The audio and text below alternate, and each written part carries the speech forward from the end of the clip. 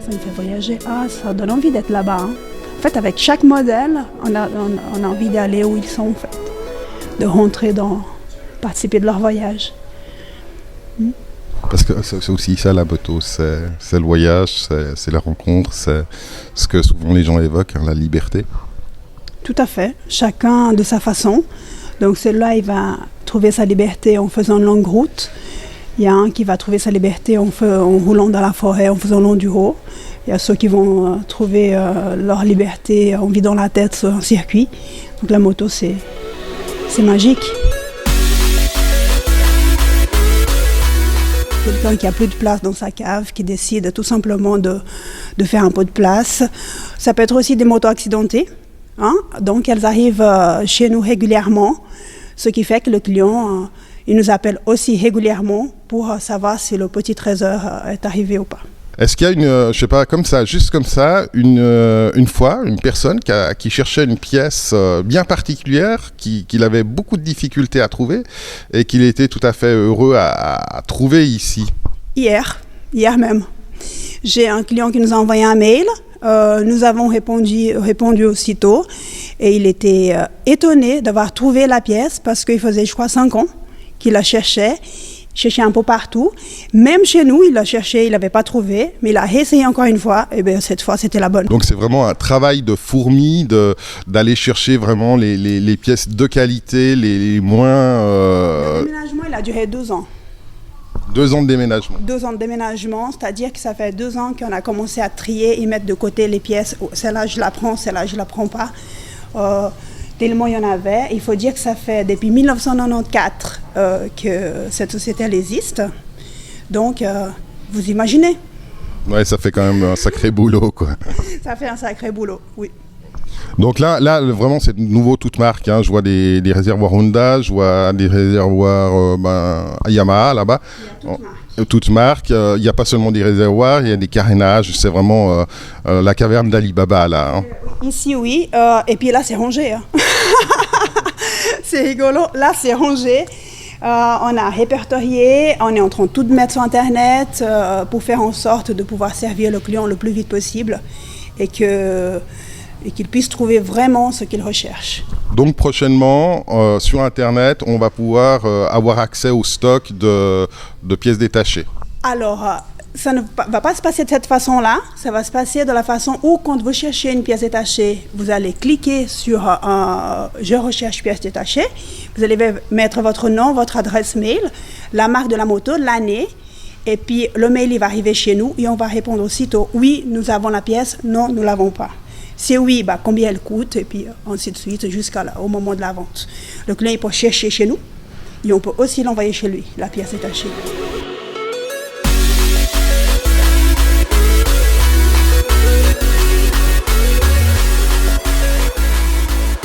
Les motards qui ont connu Moto Guzzi, ils ont aujourd'hui encore des a priori un peu vieillards. Hein. Moto Guzzi, depuis 2004, depuis qu'elle a été rachetée par Piaggio, a passablement évolué d'un point de vue moteur, d'un point de vue technique, mais aussi c'est particulièrement adapté aux besoins du motard et de l'utilisateur de moto aussi d'aujourd'hui par des scramblers, par des looks assez particuliers. Point de vue moteur, on en est où là aujourd'hui ? Alors vu de l'extérieur, rapidement comme ça, on pourrait croire que les choses n'ont pas changé, mais il n'y a pratiquement plus une seule pièce, la même chose que dans les années 70. Tout a vraiment évolué, mais d'une manière assez incroyable. Elles ont toute l'injection déjà, elles ont toute l'ABS maintenant, il y a même des régulateurs de vitesse, et surtout ils se sont adaptés à, on va dire, la mode actuelle, avec des cafés racers, avec le bobber, avec vraiment des machines super sympas. Et surtout, ce qu'il ne faut pas oublier, c'est que c'est des motos européennes. Donc ça fait quand même plaisir qu'il y a des gens qui se bougent un petit peu les fesses pour faire avancer le marché européen de la moto. Ça, c'est sympa. Donc nous, notre principal travail, c'est vraiment de faire connaître cette marque. Et un des modèles qui est très, très prisé, c'est la V7. C'est le modèle de base, qui est en plus très bon marché, qui est en dessous de 10 000 francs.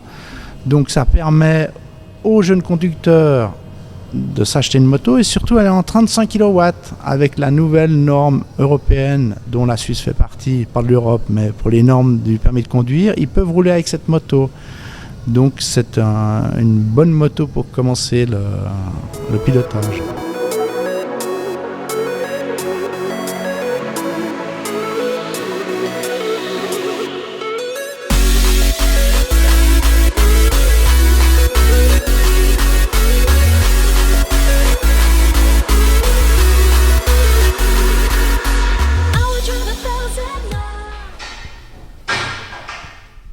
Nous avons créé cet atelier pour recevoir notre clientèle et ainsi la clientèle qui désire nous joindre.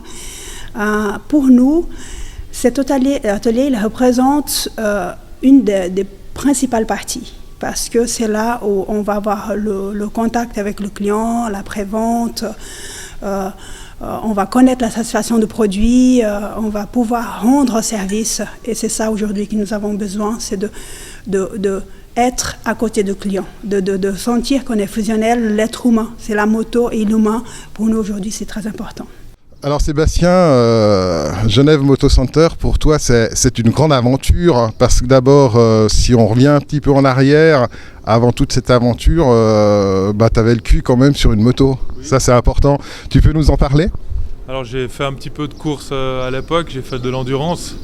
Pendant 7 ans, ça m'a apporté beaucoup de choses pour la suite de ma vie. Ça m'a appris à... En fait, pour moi, la vie, c'est comme le sport, quoi. Il faut toujours se battre, toujours aller plus.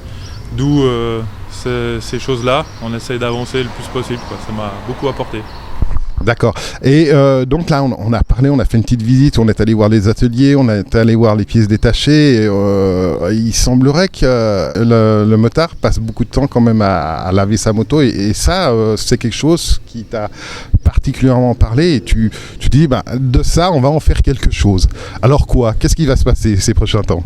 Alors en fait, on est en train de créer une station de lavage, donc qui sera aussi pour les voitures. Mais on a eu le petit clin d'œil moto. Tout ce qui est self-service, donc Karcher, on a un système où on pourra sécher sa moto. Parce que chaque fois qu'on finit de laver sa moto, elle est toujours mouillée, on ne sait jamais comment la sécher. Donc il y aura un bouton avec un séchage, avec l'air comprimé. Et puis un petit endroit pour mettre son casque au sec, toujours pour les clients moto.